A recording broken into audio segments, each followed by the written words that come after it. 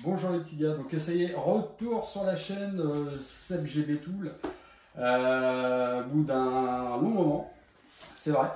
Donc ça y est, je refais des vidéos sur des essais de produits matériels, voilà. Parce que aujourd'hui, je vais vous parler de ça. C'est joli, hein?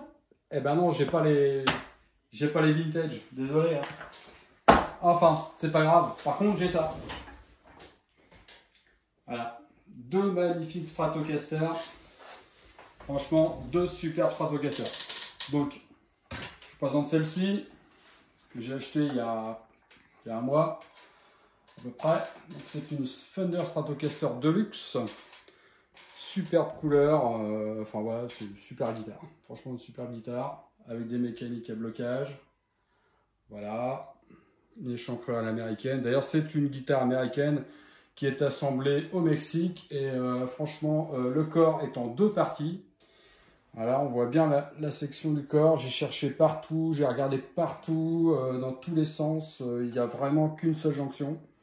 Donc le corps est bien en deux parties. Donc super, parce que en général c'est des guitares assez exceptionnelles. Donc voilà pour celle-ci. Et voilà. Et celle qui va nous intéresser aujourd'hui, qui est celle-ci. Ah, qu'est-ce que c'est que cette guitare? Il y en a qui l'ont déjà reconnue, je pense, ou peut-être qu'ils l'ont déjà. Voilà, c'est magnifique, c'est beau. Voilà. Donc vous avez bien vu, c'est pas une américaine, donc c'est une mexicaine, donc c'est une Vintera. Vintera 60. Le modèle Vintera 60 normal, parce qu'il existe la modifiée, qui n'existe pas dans cette couleur-là d'ailleurs. Et donc il y a le bouton S1 dessus, et là il n'y a pas de bouton S1 pour ajouter une couleur aux fréquences intermédiaires et chevalet. Donc voilà, donc on va tester tout ça. Donc elle est magnifique parce que c'est une guitare que j'ai achetée pour même pas la moitié de son prix, parce que la personne, vous voulez partir en vacances, elle a besoin d'argent. Tant mieux, elle est toute neuve et elle sonne magnifiquement bien. Ça fait 3 semaines que je l'ai et franchement, quand on regarde la touche, on va regarder, c'est magnifique. On croirait du palissandre de Rio, et en fait, c'est du Pao Ferro. Et franchement, moi qui en voulais pas, et ben cette touche-là, elle est magnifique.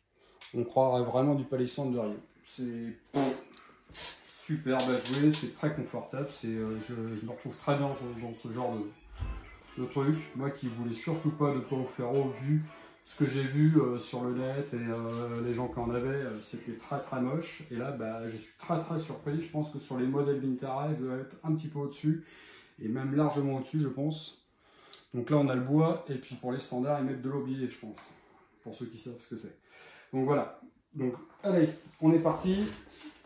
On écoute ce que ça donne en son clair, sur toutes les positions.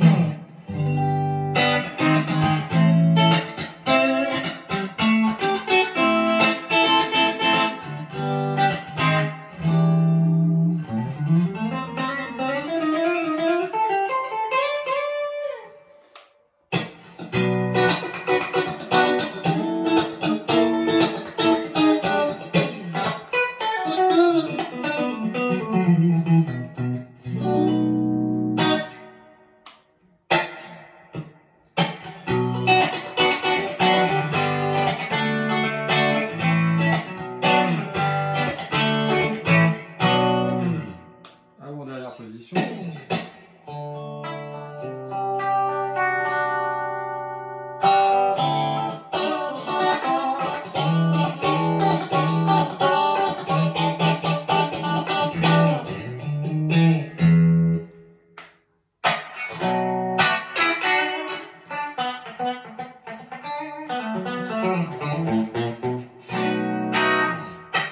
Dernière position très serrée comme d'habitude hein, sur les strats, mais là celle-ci franchement très bien.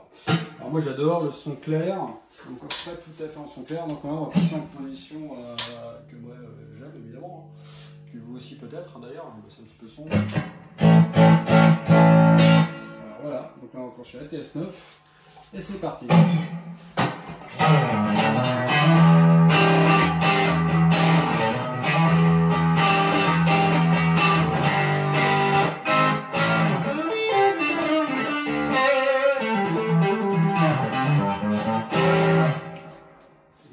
un peu le son.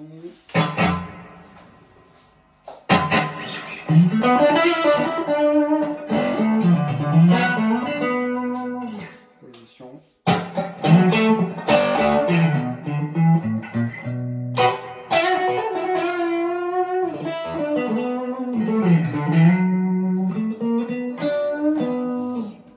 La KTS 808, c'est bien aussi, j'aime bien.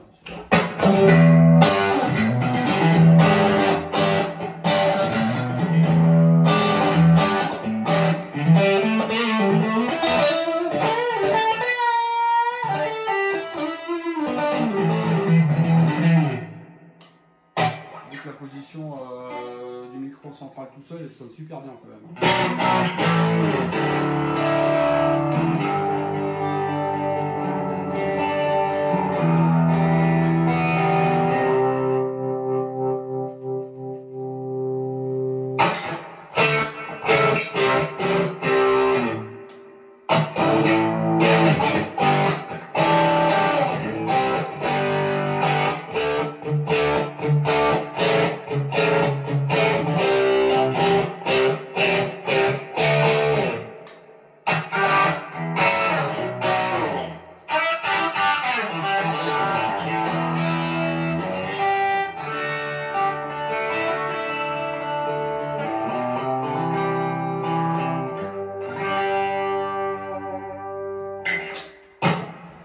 Bon voilà, cette superbe guitare, franchement, magnifique, magnifique, elle est super belle, elle sonne super bien.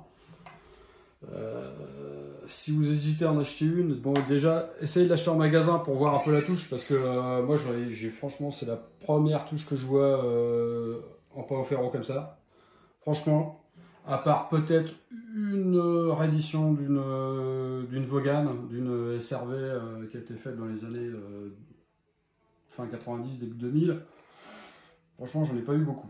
Alors si vous en voyez une comme ça, bah franchement foncez parce qu'en fait c'est hyper agréable. Il y en a qui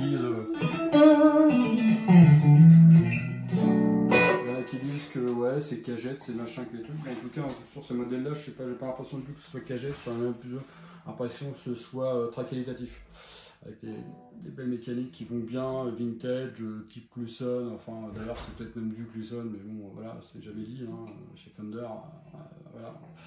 Tout est comme ça malheureusement, mais c'est pas grave, ce qui compte c'est la qualité. Alors c'est pareil, elle est pas non plus, c'est pas une baguette de pain, hein, ça c'est pas aussi lourd que la Strat Deluxe, mais franchement elle a un poids correct, qui est pas trop léger, parce que j'aime pas les guitares légères moi, donc je trouve que c'est...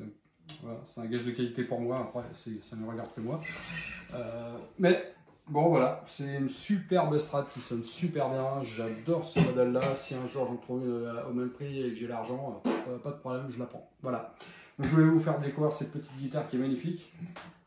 Et puis, ben, écoutez, des petits pouces bleus et puis à la prochaine. On fera le test de la Strat Deluxe. Ça marche? Salut!